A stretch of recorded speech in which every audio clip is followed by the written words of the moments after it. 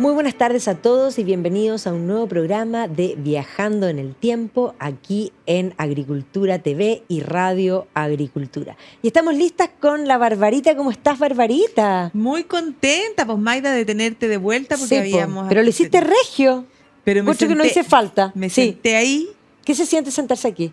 me tomé el poder, eso sentí. Ah, bueno, como si hubiera tanto poder. Si esto, la verdad es que es como una recta horizontal aquí, no Sí, hay... no sé por qué lo hice, fíjate, pero fue algo, me salió. Espontáneo. Espontáneo, me senté ahí y estuve con Guillermo González y estuve con Ángel Soto. Y tuvimos dos programas súper buenos. Así que puedes ir de vacaciones Voy a ir de tranquilamente. vacaciones tranquilas. Sí, pues y además que bueno, ahora vamos a tener que contar que nos vamos a ir las dos, así que vamos a dejar... Vamos a dejar un reemplazo súper entrete, así que va a estar la Maida Ditborn, que es fabulosa, pero además va a ser una buena oportunidad para que puedan hablar de historia de Chile, Sí, que porque- nosotros no tocamos mucho. No, porque bueno, no es nuestro fuerte. La verdad no. No. Pero bueno, en fin. Ahora, a todo esto sí, nosotros contarles que vamos a ir a grabar la 4ª temporada de Viaje en el Tiempo, pero darles, porque aquí estamos viajando en el tiempo, porque viajamos toda la semana. Pero Viaje en el Tiempo es el programa que se da en el canal 13C, un medio amigo, que el 18 de agosto, viernes 18 de agosto, 22 horas, temporada de estreno, 3ª temporada, Roma. Quedó buena. Está buenísima la temporada de Roma. Estuvimos concentrados en conocer las distintas capas de la ciudad, las distintas épocas, así que no se lo pierdan y acompáñennos en este programa que además nos cuesta tanto realizar. Sí, porque hay un esfuerzo que la verdad es que la gente no ve, pero para el programa que ustedes van a ver ahora el 18 de agosto hay más de un año y tanto de trabajo y además lograr conseguir el apoyo, que no es fácil porque en este país todos dicen que les gusta la cultura, pero nadie apoya la cultura. ¿Cuántos auspiciadores tenemos en este programa? A ver, vamos cayendo. ¿Cuántos de ustedes que están viendo el programa les gusta? Bueno, cuando uno dice me gusta algo, debieran intentar apoyar para que esto se pueda mantener, porque las cosas definitivamente sí tienen un costo y grabar en televisión barato no es. No, Así que no es solamente nuestro trabajo, que nosotros nos podemos donar y nos donamos infinitamente, pero más allá de eso hay ciertos costos involucrados. Pero bueno, de recomendarles que el 18 de agosto, viernes 22 horas, sintonicen el 13C y vamos a estar también aquí todos los domingos hablando de las distintas cosas y también contarles que pronto, y el que quiera, si no quiere apoyar con auspicio, puede irse de viaje con nosotros, pues.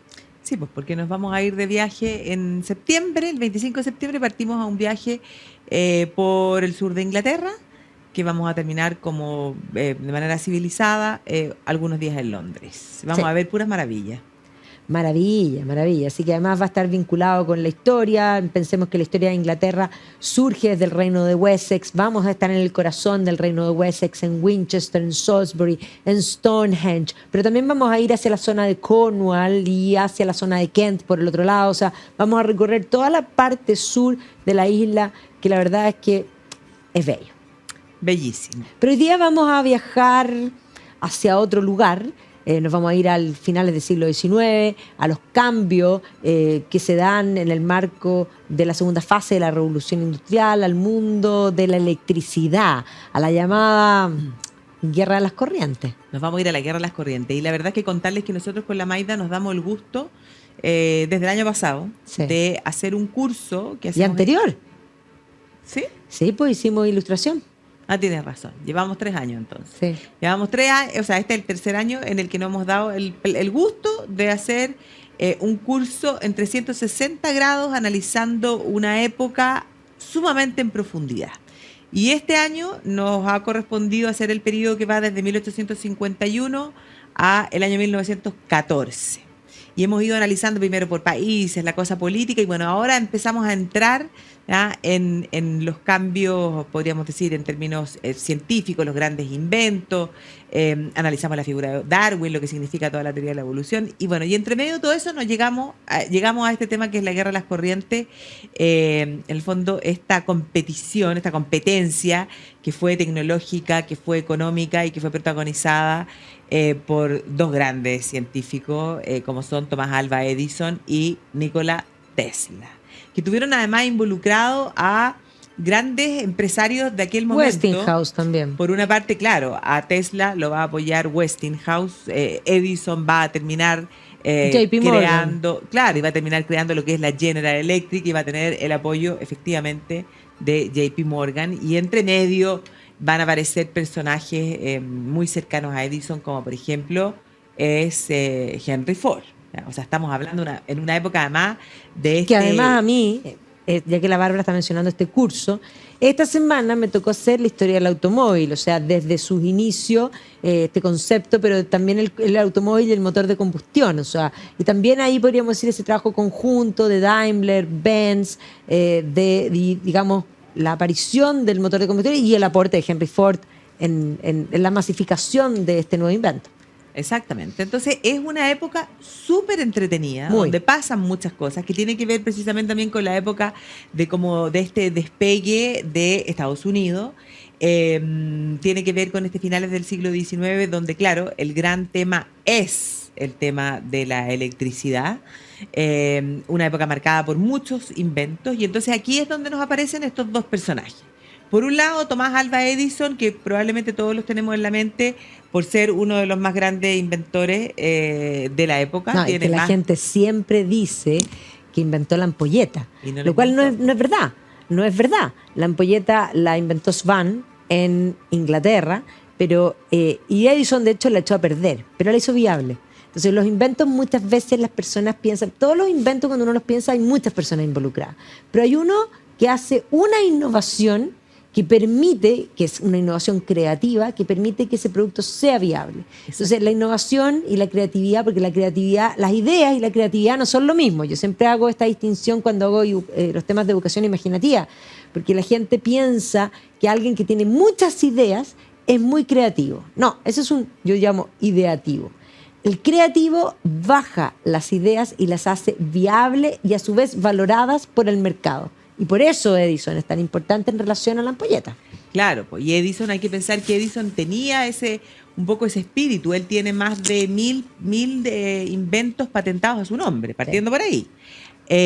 Hizo también más de 1000 ensayos antes de, efectivamente, como tú dices, echar a perder esa ampolleta, pero hacerla viable. Y eso lo logró por medio del cambio que hizo en los filamentos, ¿ya?, que permitieron que la ampolleta, finalmente esa luz incandescente, lograra. Lo primero que logró Edison fue que permaneciera prendida por 48 horas. No, y lo otro que hizo fundamental es que la hizo rosca.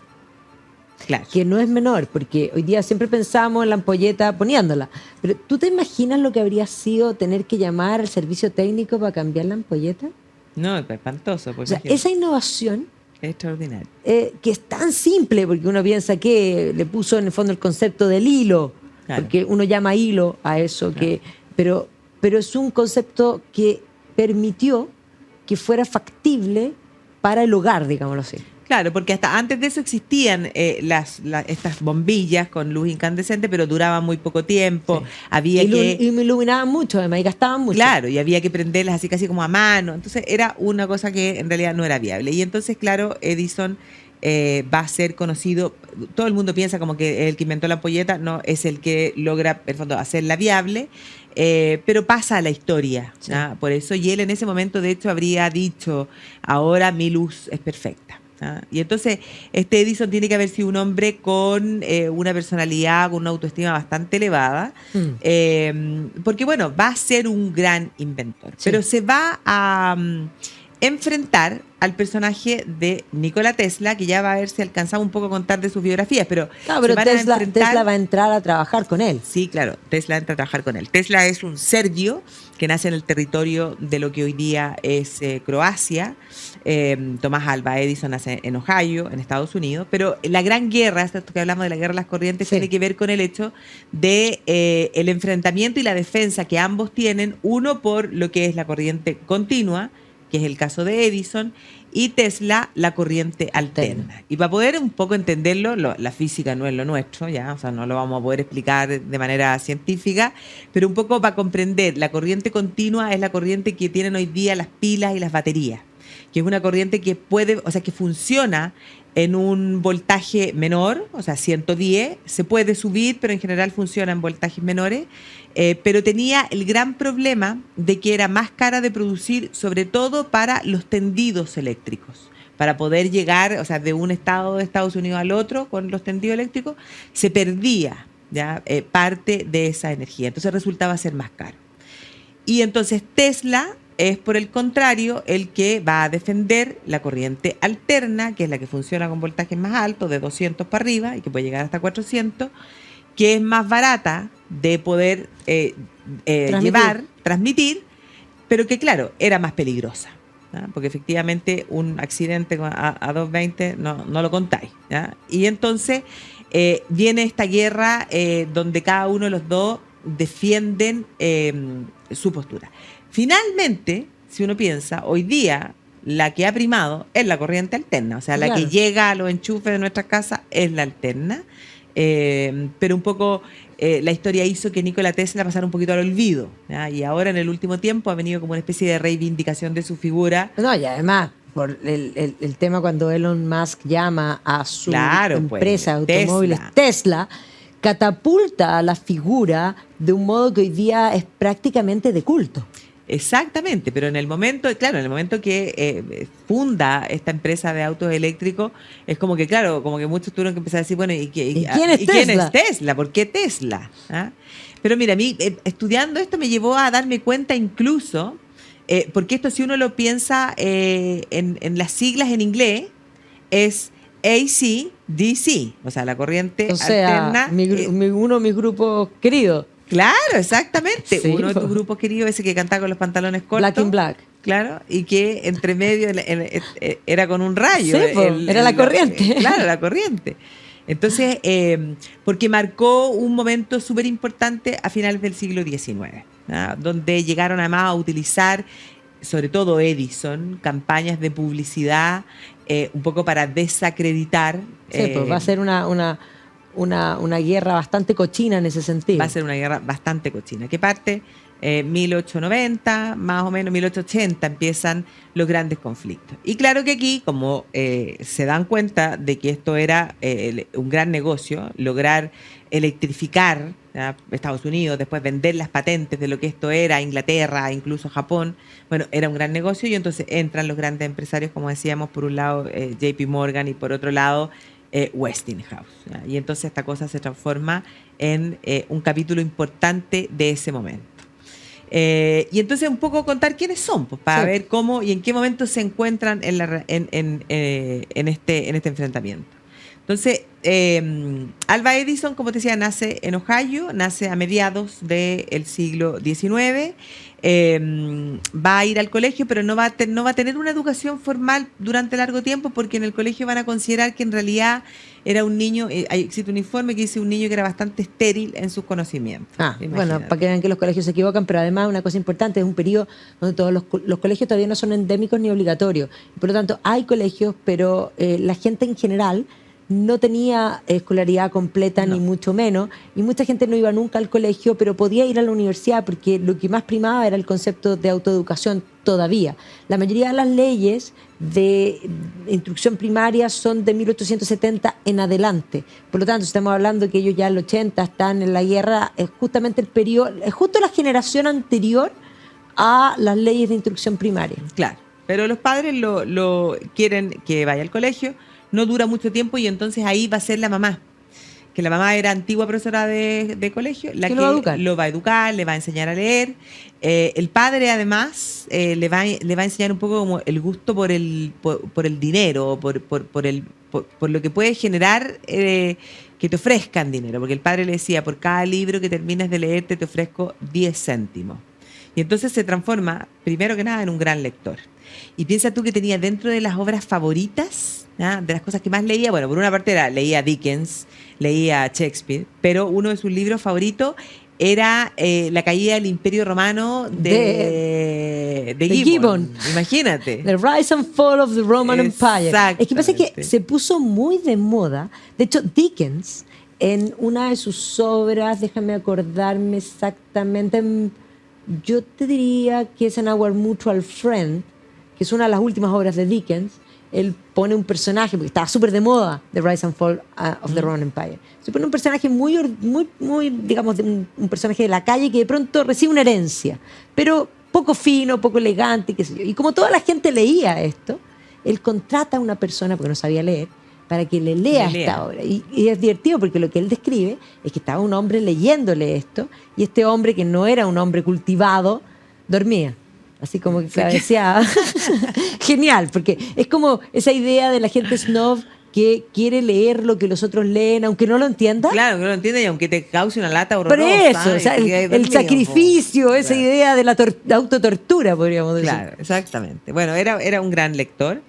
Y además, desde chico, hacía experimentos como en el sótano de la casa de los padres. A los 12 años va a empezar a trabajar, y va a empezar a trabajar en los trenes, porque lo contratan para que vendiera así como comida en los trenes, así como su sanguchito, su bocadillo, digámoslo así, y además para que vendiera periódicos. Y se comienza a transformar como en un cazador de noticias, o sea, él como que llevaba y traía noticias. Y después se va a vincular con los telégrafos. Claro, pero va antes, a ser muy seco, porque sí, era el más rápido de decodificar. Claro, pero antes de eso, él en el tren, que hacía el trayecto desde donde él vivía y volvía, en el fondo él se subía al tren, hacía el de ida y de regreso, en esta cosa que vendía, bueno, se va a dedicar y va a ser el primero en él fundar a esa edad un diario, un periódico al interior del tren. O sea, él captaba, le llamaban el carnicero noticias, captaba las noticias, escribía el diario y lo imprimía dentro del vagón de tren y lo repartía a los pasajeros. O sea, 15 años. Extraordinario. Extraordinario. Después va a producirse un accidente en la línea del tren, en Port Huron, donde él vivía. Una niñita cae a la línea del tren y él la salva. Y el papá de esta niñita, que no se me va a olvidar nunca porque era apellido Mackenzie, me acuerdo de nuestra querida Sheila Mackenzie. Amigos, claro. Sí. Este señor Mackenzie, en agradecimiento, que él ya trabajaba en el tema del telégrafo, le enseña el código Morse, le enseña la telegrafía. Y ahí se mete en ese tema. Pero no me lo cuentes ahora, porque vamos a ir a unos comerciales y volvemos en un minuto. Agricultura TV.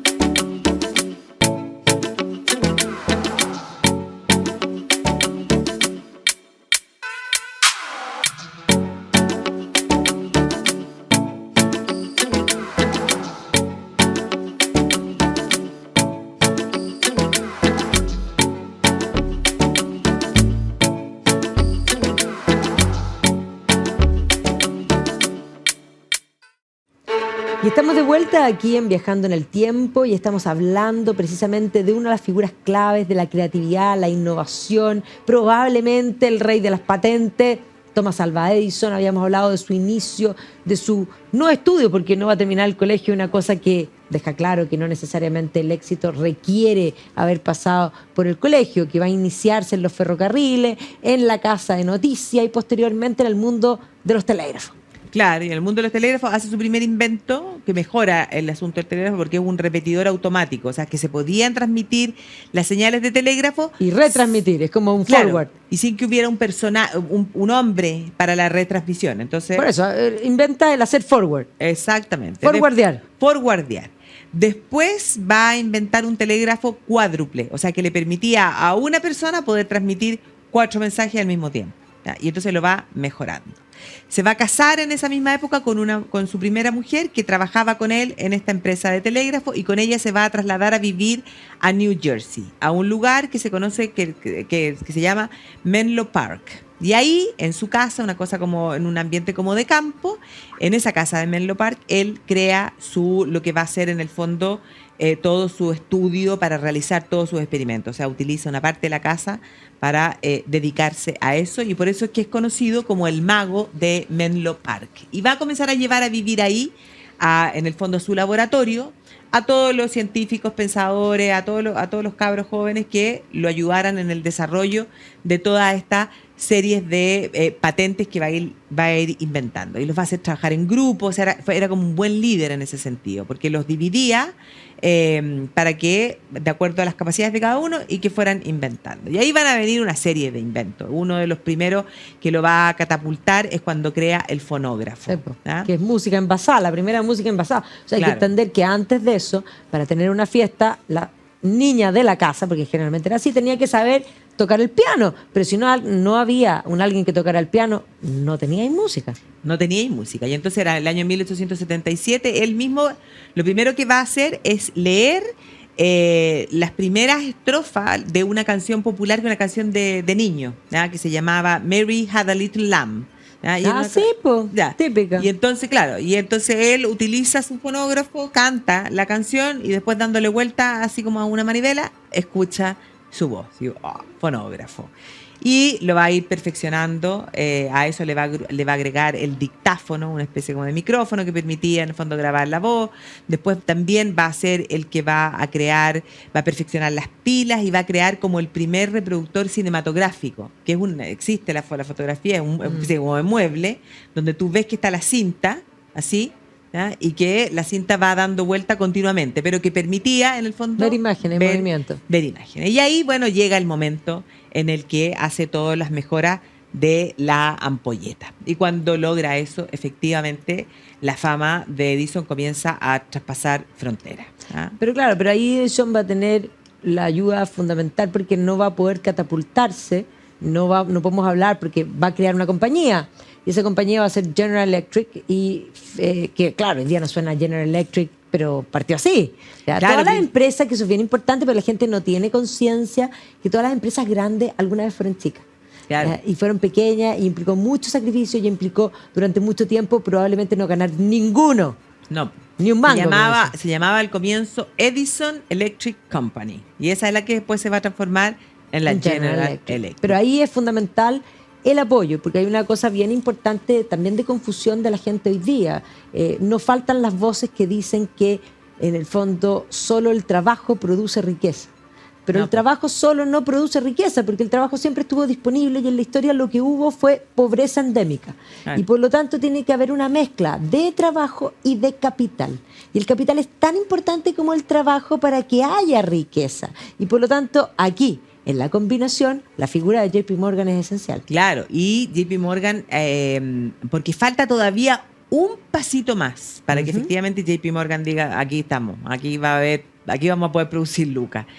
Cuando, poco tiempo después de que perfecciona la ampolleta, el gran proyecto de Edison fue iluminar una calle, más bien que una calle, un barrio en Nueva York, que hoy día es lo que se conoce como el Distrito 1, donde estaban casas residenciales, donde había comercio, donde además estaban las oficinas de los principales periódicos de aquella época, o sea, de New York Times, estaban todos ahí. Y entonces él elige ese sector y comienza a trabajar en el fondo por debajo, en los generadores eléctricos que le iban a permitir, ¿ya? Poder prender alrededor de 7.200 ampolletas que iluminaran esta calle que es Pearl Street. Iba a trabajar en esa cuestión y finalmente el día 4 de septiembre del año 1882, imagínate lo que habrá sido el momento en el que Edison le dice al hombre, porque probablemente había un hombre que tenía que apretar un botoncito, prende la luz y se ilumina la calle. Y ahí, bueno, todos los medios de comunicación, en el fondo, el New York Times creo que publica algo así como Nueva York no es la ciudad de la luz, ¿ya? Porque la ciudad de la luz es en París, ¿ya? No es la ciudad de la luz, pero gracias a Edison se ha transformado, ¿ya? En la más iluminada. La más iluminada de todas. Y claro, pues entonces en ese momento sí que la fama ya trasciende frontera y, como te digo, comienza a vender las patentes de todos estos descubrimientos y de todo lo que era necesario para iluminar calles a Europa, a Japón, a distintos lugares. Su primera señora muere, se casa por segunda vez, ¿ya? Y en ese contexto, cuando se casa por segunda vez, es cuando conoce a Henry Ford. ¿Ya? Conoce a Henry Ford, y aquí algo interesante, porque habían comenzado, Edison estaba trabajando en un auto eléctrico. ¿Ya? Existían autos eléctricos. Sí, habían varios, de hecho en el automóvil, el primer auto eléctrico lo hace un húngaro, de hecho. Claro. Pero son modelos, son prototipos. Son prototipos y la batería con la que funcionaba, bueno, era tremendo cargarla, o sea, no era viable. O sea, de hecho, la batería, que eso es importante entender, porque en la historia, nosotros estamos en la parte final de la historia de la electricidad, pero la historia de la electricidad es muy temprana, desde el propio Benjamin Franklin, que quería, en el fondo, ver la potencia del rayo y dice, ¿cómo usar esta fuerza?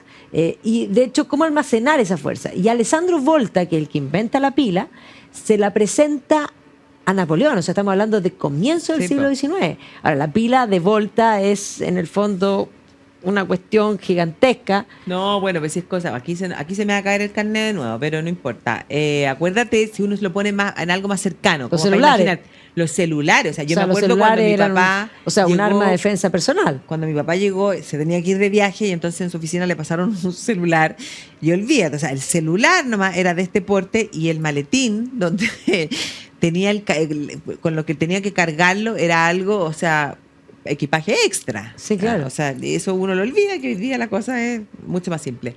Pero claro, en ese momento Edison lo que hace es inventar una batería que era de hierro y níquel, que era menos peligrosa que la otra, se cargaba más rápido, y entonces eso hacía como más viable un auto a batería. El problema en ese momento, ¿cachai? Que son adelantados a su tiempo, es que esa batería generaba hidrógeno verde.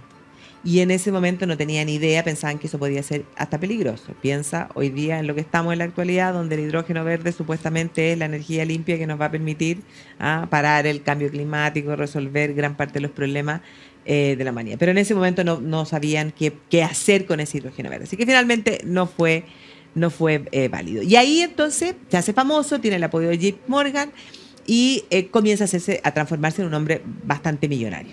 Y ahí comienzan a llegar estos intelectuales, o más bien estos jóvenes que sabían de electricidad, ingenieros de distintos tipos, a tratar de trabajar con él, y va a aparecer nuestro Nikola Tesla. Aparece Nikola Tesla porque Edison se da cuenta de que en realidad no era tan necesario que él fuera un especialista en física ni que él supiera tantas cosas, sino que lo mejor que podía hacer era tener trabajando para él a los genios en aquel momento y que, bueno, le cedieran las patentes.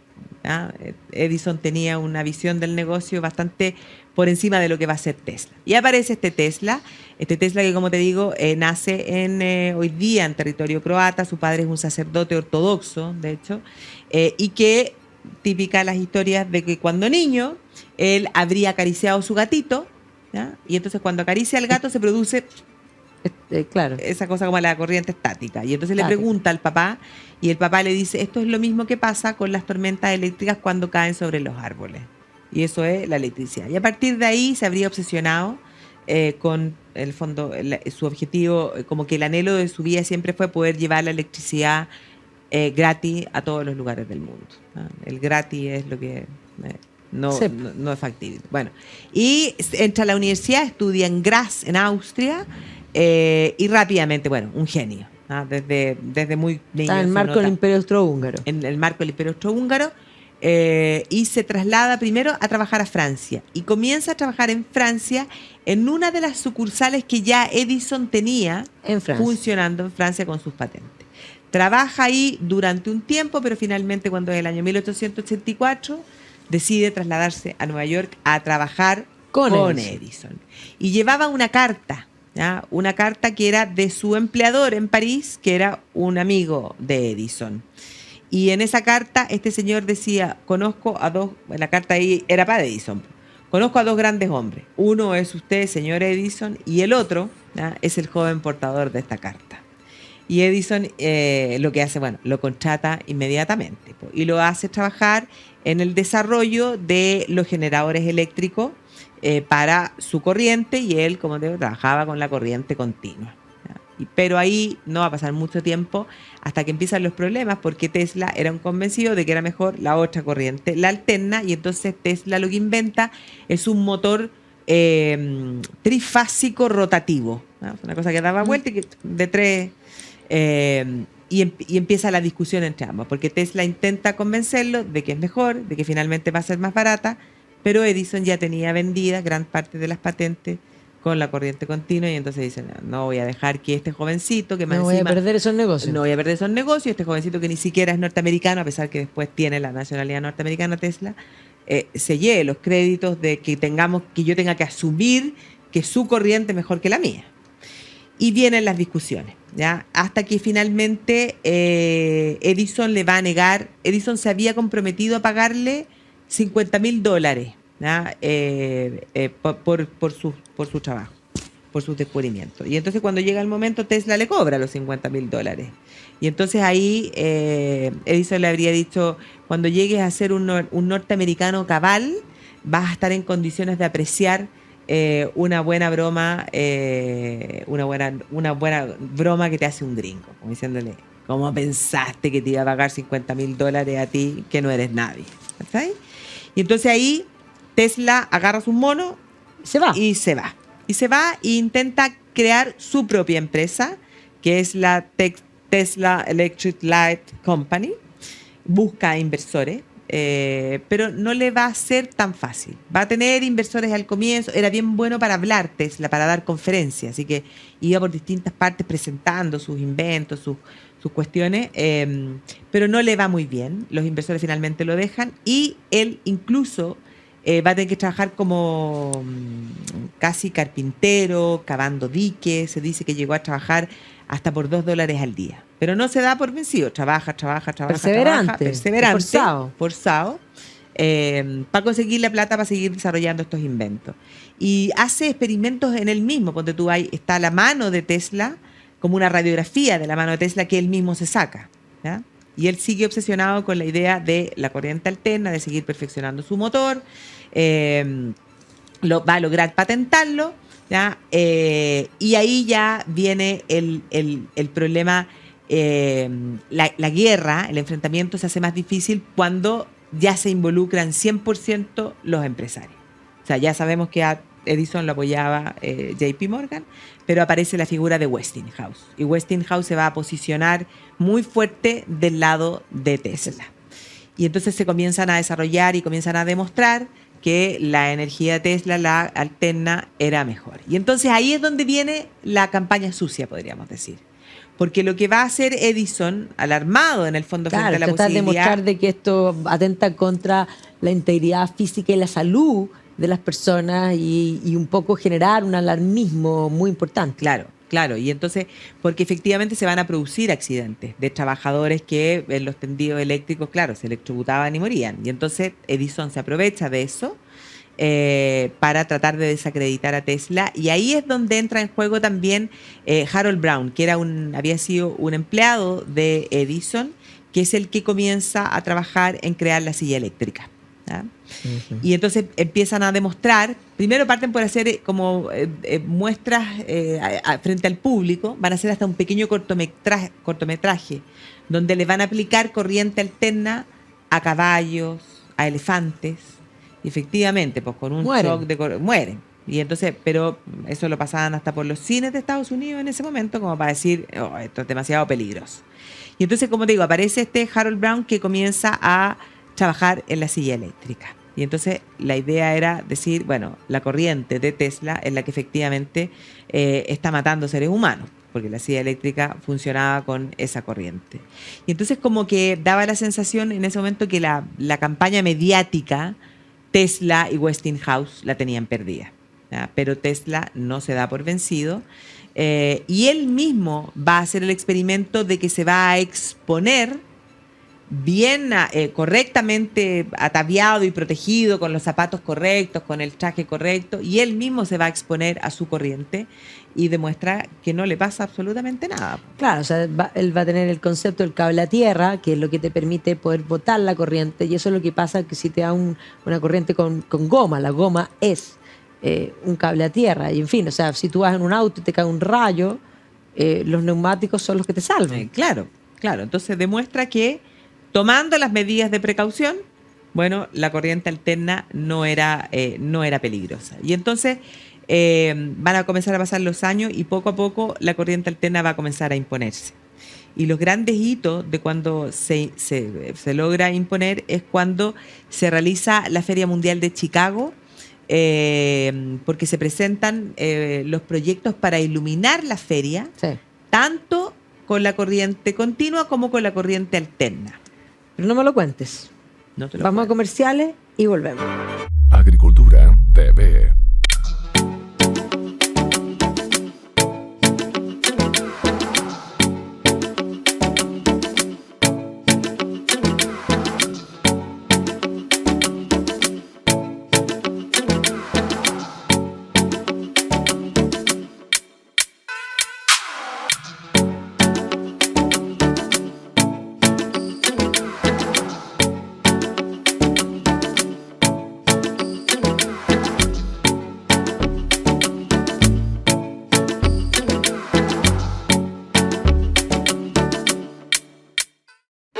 Y estamos de vuelta aquí en Viajando en el Tiempo, hablando de la guerra de las corrientes. Ya está desatada, efectivamente, la corriente continua de Edison era, podríamos decir, totalmente contraria a la corriente alterna de Tesla. Ya habiendo trabajado juntos, se han separado. Tesla ha pasado las penurias, pero ha logrado finalmente el apoyo de Westinghouse y por lo tanto ya comienza a aparecer dentro del mercado como una posibilidad. Vienen todas las campañas publicitarias tratando de plantear que esto es peligroso. El propio Tesla muestra en su propia persona que esto puede ser bien y llega el momento de la feria de Chicago donde tenían que iluminar la feria y estaban compitiendo. Básicamente... Claro, habían presentado sus propuestas para la iluminación y finalmente gana la propuesta que iluminaba la feria con corriente alterna, porque era mucho más barato. Y entonces ahí, en el fondo, como que la corriente alterna de Tesla y de Westinghouse se va a catapultar. Y acudieron a esa feria, o sea, miles y miles de personas de todas partes del mundo, porque eran como, estas ferias eran como la antesala de lo que habían sido, o sea, lo que eran las exposiciones universales, básicamente. Exacto, como concepto, que además muestra el poderío y un poco es como esa oda a la ciencia que en rigor se ha levantado en reemplazo a Dios, y en este concepto podríamos decir que la guerra a la electricidad es ya catapultar o mostrar cómo el hombre se ha robado el rayo de Zeus. Como el hombre se ha robado, exactamente, como el hombre se ha robado el rayo de Zeus. Y entonces ahí en esa feria, claro, se van a hacer exposición de todos los inventos que había hecho Tesla, que eran miles tipos de motores, o sea, de todo, ¿ya? La verdad es que Tesla también inventa muchísimas cosas muy adelantadas al tiempo, inventos que posteriormente fueron desarrollados y que tal vez en ese momento no fueron tan viables porque todavía faltaba mayor desarrollo de ciertas tecnologías. Bueno, de hecho él construye las primeras, podríamos decir, centrales hidroeléctricas en Estados Unidos. Era su intención, claro. Entonces, en ese momento podía parecer como un poco genio loco, pero porque era demasiado adelantado. Y tenía la gran diferencia de que a él no le importaba tanto el tema de las patentes, ¿no? De hecho... Ni la plata. No, pues ni la plata. Entonces, de hecho, Tesla va a terminar entregándole sus patentes y el tema de la corriente alterna a Westinghouse. Y finalmente es Westinghouse el que se va a enriquecer, en el fondo, producto de todos estos inventos, y no él. O sea, él vive con escaso dinero, muchas veces empobrecido. Era un hombre, además, de una personalidad bastante extravagante, solitario. Curioso. No se casa nunca. Él mismo dice que ni siquiera no es que no se case, sino que jamás nunca en la vida tuvo una relación con ninguna mujer. Son hombres, los dos, son hombres tan de la época. Porque Edison, por ejemplo, en un diario publica un artículo donde finalmente dice que el hombre, el ser humano, el hombre, en el fondo no tiene un alma espiritual, no tiene no tiene esa parte espiritual, sino que simplemente es uno más, ¿ya?, dentro de las especies, más evolucionada que el resto, pero que en realidad esa cosa como espiritual no existe. Después, ponte tú, Tesla por su lado, muy en la onda de lo que ocurre con el darwinismo social, era partidario, o sea, era de los eugenics, ¿ya? Sí, o sea, claro, de los defensores de que era mejor. Todos, de que era mejor apoyar en el fondo o ayudar a mejorar la raza humana y entonces vamos eliminando a lo que nos sirve. Pero Tesla, por otro lado, ponte tú, de las cosas que más me llamó la atención a mí, al meterme un poco en este tema, es que él también tenía una visión, que eso me gustó mucho, una visión respecto del feminismo. Porque él parte diciendo que no hay ser humano más perfecto que la mujer, ¿no? O sea, que Estoy de acuerdo. Yo también, completamente de acuerdo con Tesla. Por algo es Tesla. Nada más perfecto. Que tiene, o sea, capacidades que el ser humano no tiene, y no solo por el hecho de ser capaz de dar vida, sino que por lo que es la mujer. Sin embargo, él mismo comienza a ser muy crítico del feminismo de esa Que ya estaba época. surgiendo. De ese feminismo que ya estaba De la surgiendo. primera ola, básicamente. Claro, de esa primera ola, pero como que se adelanta a lo que va a ser la segunda y la tercera, fíjate, porque él dice, ese afán de las mujeres de querer igualarse en todo al hombre, es lo que más daño le va a hacer a esa mujer que es 100% perfecta, porque le va a quitar su esencia. El hecho de no entender que es un ser humano distinto, complementario y mucho más perfecta que el hombre. Entonces está yendo en contra de su propia perfección el hecho de querer equipararse al hombre. Y entonces termina como diciendo, ¿qué es esto? ¿Qué son estos No, y además movimientos? es bien interesante, yo te hablaba de la fabricación o más la construcción de las hidroeléctricas. Yo acabo de estar en las Niagara Falls. Ah, claro. Y efectivamente, las Niagara Falls siempre fueron una constatación, podríamos decir, de la furia divina como concepto. Tremendo. Es más, si uno piensa en 1860, Blondin, que era un equilibrista, que sí. ponía estas cuerdas flojas sobre el Támesis y que cruzaba con unas carretillas y después cruzó con su hijo sobre los hombros y que la reina Victoria le prohibió, puso una cuerda floja y cruzó las cataratas del Niágara. Ahí están las fotografías, ya un periodo ya fotografiado. Y Blondin, ahora, Blondin nunca se cayó, pero muchos copiándole a Blondin se cayeron.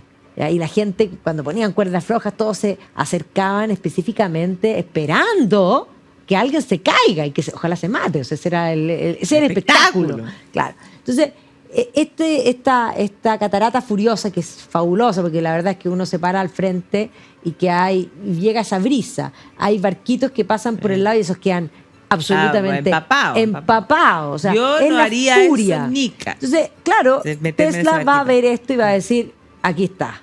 Sí, Aquí pues. está la potencia, la necesito, y va a construir, porque uno ve las Niagara Falls que miran hacia Canadá. O sea, Sí. precisamente. Y hacia el otro lado está Buffalo, que es Estados Estados Unidos, que también están las cataratas del Niágara, pero no las ven porque en el fondo están como del otro lado. del otro lado. Entonces, tienen un puente donde está la frontera, donde se pueden asomar para verlas, porque las pueden ver de coté, digámoslo así. Pero justo ahí y detrás está la central hidroeléctrica hecha por Tesla, y una de las atracciones que hay hoy día para ver, aparte de ir en el barquito y quedar empapado, No, ese barquito es yo no me meterse había en el salido. The Tunnel. Y el túnel es un túnel hecho por Tesla que pasa por debajo y que llega hasta la central, y que uno dice, esto lo hicieron finales del siglo XIX, no lo puedo creer. Extraordinario. Y hoy día, evidentemente, y Tesla está presente Sí, en todos pues. esos sectores, pero ahí es tremendamente importante. Claro, no, a mí las cataratas del Niágara cuando yo fui me dieron angustia. Así Sí, como, pues, es como la furia divina, por eso te digo, es como... No se me vaya a esto caer que la tú decías, guagua, que sí. son tan de su tiempo, y que ellos quieren ser Dios y en el fondo quieren controlar y dominar esa fuerza, sacarle no solo el rayo a Zeus, sino que el poder infinito. O sea, a mí Sí. se me aparecieron todas esas meditaciones. Todo, sí, a mí igual, pero no, yo estuve más bien angustiada de todos esos papás que llevaban a sus niños chicos aquí como arriba y así como asomándose para las fotos y decían, ¡ay, que no se vaya a caer esa guagua! Atro. No, espantoso. Bueno, efectivamente, pues eso pasó porque en esta feria de Chicago, bueno, ya de verdad que Se te catapultó la alterna. Exactamente. Pero después de eso, a Tesla se le va a incendiar su laboratorio en Nueva York y se pierde parte importante de lo que él estaba trabajando. Aunque se estima que en realidad no fue tanto porque Tesla no era muy de tener las cosas anotadas como en papeles, sino que más bien estaba todo guardado aquí.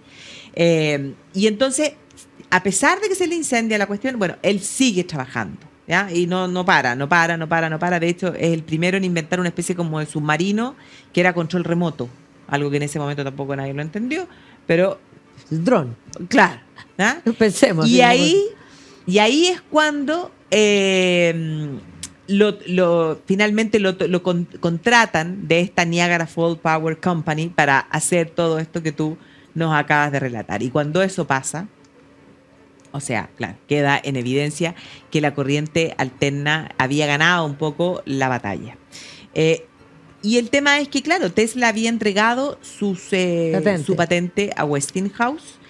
Finalmente, por el otro lado, bueno, Edison se transforma en un hombre millonario, en un hombre que siempre va a seguir trabajando y desarrollando una serie de otros inventos, pero también finalmente va a salir de lo que es la compañía de la General Electric, ¿ya? Él va a seguir en sus inventos, pero sale de la empresa, y entonces cuando eso ocurre, bueno, la General Electric termina comprándole a la Westinghouse las patentes para poder usar la corriente alterna de Tesla. Y entonces uno puede decir que, claro, la batalla finalmente la gana Tesla, pero si uno piensa, Edison va a pasar a la historia como el padre de la electricidad, como el famoso.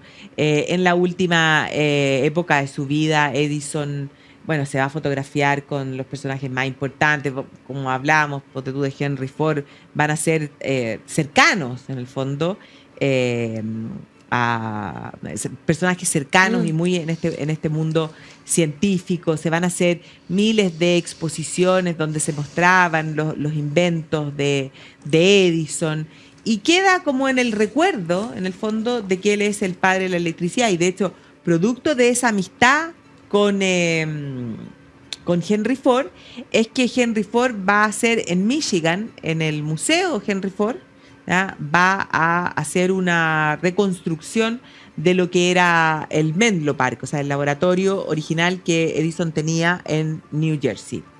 Y Edison va a seguir trabajando. Edison va a, por ejemplo, a hacer el primer estudio cinematográfico, que se llamaba Black Maria, ¿ya? Que era una cuestión así como una construcción como de madera, ¿ya? Pero evidentemente que era la antesala de lo que después van a ser los grandes estudios de cine. Entonces, durante toda su vida va a seguir haciendo cosas, una serie de inventos. Bueno, yo creo que tenía déficit atencional bien canalizado, definitivamente. Tiene que haber tenido, sí, probablemente. Hasta que finalmente, bueno, Edison muere en el año 1931. ¿Ah? Pero pasa la historia con esa idea de que, no sé, pues aquí todas las ampolletas que están prendidas, en prácticamente todos los inventos, si piensas en lo que primero fue el tocadisco, y de ahí la Pero reproducción ojo que el fonógrafo de música. tiene, hay varios inventos que tienen doble invento.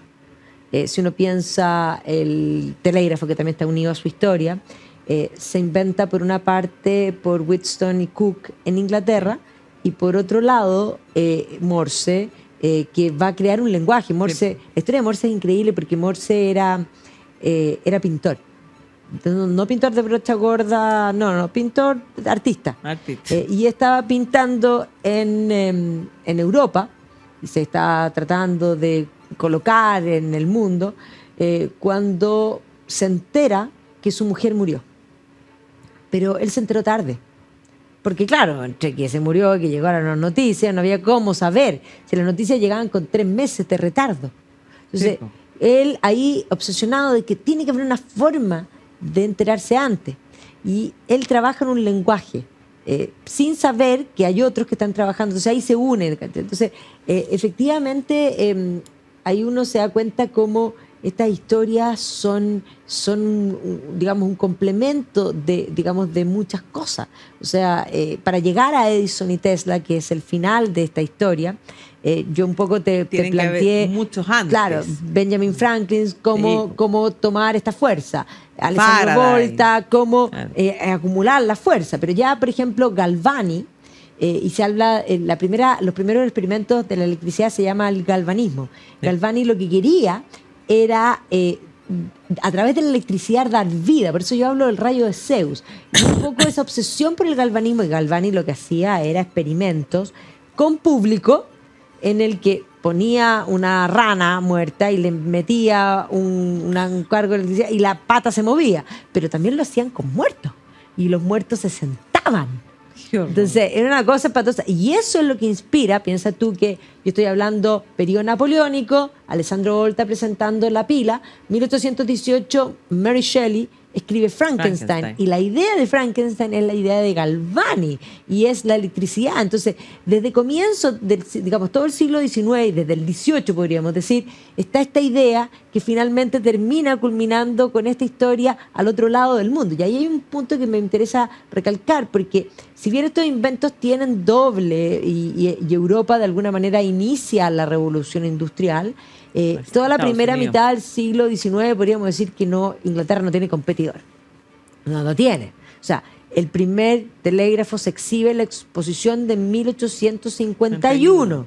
¿Ya? Y por lo tanto los ingleses son clave. Inventan los ferrocarriles, inventan no solo la locomotora viable, cuánto deben medir los ferrocarriles, ahí está la historia de Ishmael Kingdom Brunel, en fin.